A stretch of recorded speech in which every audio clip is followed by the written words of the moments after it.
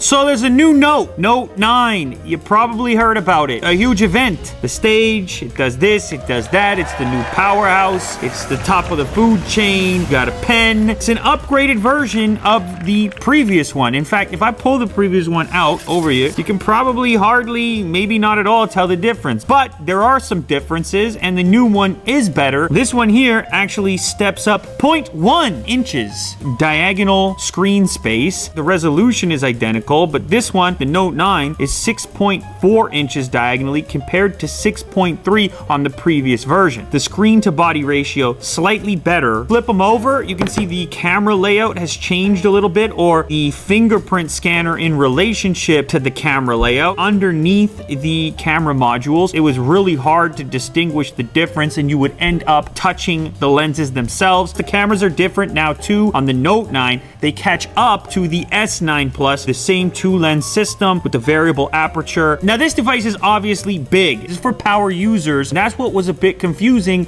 about the previous generation. Right after the battery fiasco, the new one here, they get aggressive with the battery all over again. This one is going to feature a 4,000 milliamp hour battery. This thing's a little bit fatter, a little bit heavier. Not a big issue, not for me. Samsung saying is all day battery life. I hate that kind of marketing mumbo jumbo. All day? Whose day? My day? Your day? I'm just going to say it's going to have some awesome battery life. The storage options right out of the gate, there's a 128 gigabyte option, no more 64 gigabyte option at all. There's a 512 gigabyte option, both expensive. It starts at $1,000 US, and then the bigger storage version, which also comes with a little bit more RAM, goes up even higher to $1,250. Jack, that is $1,250. Now I know you got plenty of cash. Remember you were talking about the music festival the other day? I'm making decent cash. You remember that when you said that? Well, I can be in the VIP section at a music festival because I'm making decent cash.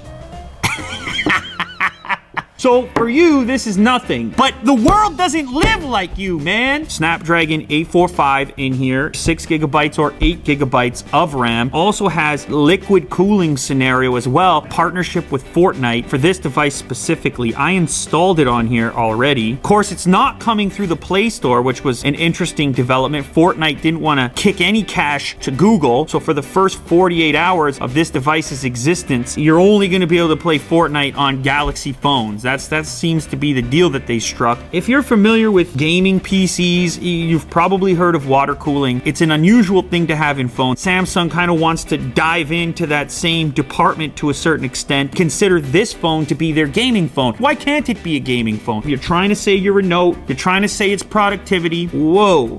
Who is this thing for? I think it's for people who do a ton of computing on their smartphone. All of a sudden you start to make the case for the S Pen. This pen here is a little different than the previous version. Bluetooth LE charges inside of the phone. You can control your music from here. I don't know, am I holding this thing and skipping tracks? That said, you have over 4,000 levels of pressure sensitivity on that pen. You know, Willie Doo, he's a bit of a sketcher. Maybe we bring him in here. Maybe we ask him if it's the real deal or not. That's for a later date. Nonetheless, you can draw on your phone pretty nicely. This one now features stereo speakers. Of course, look at my recommendation. No one's logged in or anything. It's just like...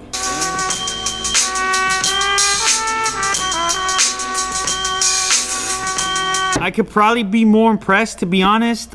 Okay. Look, it's better. It's forward firing. There's also a little bit more bass to it, which I like.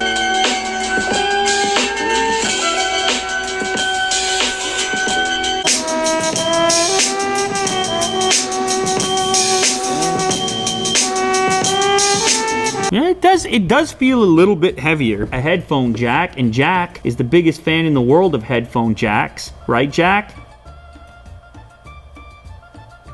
Fingerprint scanner on the back is like, what about the reach? But take a look at this. This is the old Note. That was a nightmare location, especially on this device with the large display. There's something unnerving about hitting this rectangle and feeling the edges. There's nothing as satisfying as hitting a circular fingerprint scanner. So who is this phone for? Somebody who wants the biggest, baddest, doesn't care about cost. He's somebody who really gets a lot of use out of that S Pen. Look, it's a Samsung device. It's gonna be good. With this one, you can make the case that you got the 4,000 milliamp hour battery. You've got the biggest screen, high spec, out of the gate with price tag to match. The speakers are now better as well. The only thing holding this one back is the price. If you can afford it, you might love it. If you can't, you can get a lot of value for a lot less. I'm putting that out there. Look, I'll eventually switch to this one in a minute. Don't you worry about it. You know I'm experimenting with the P20 Pro right now.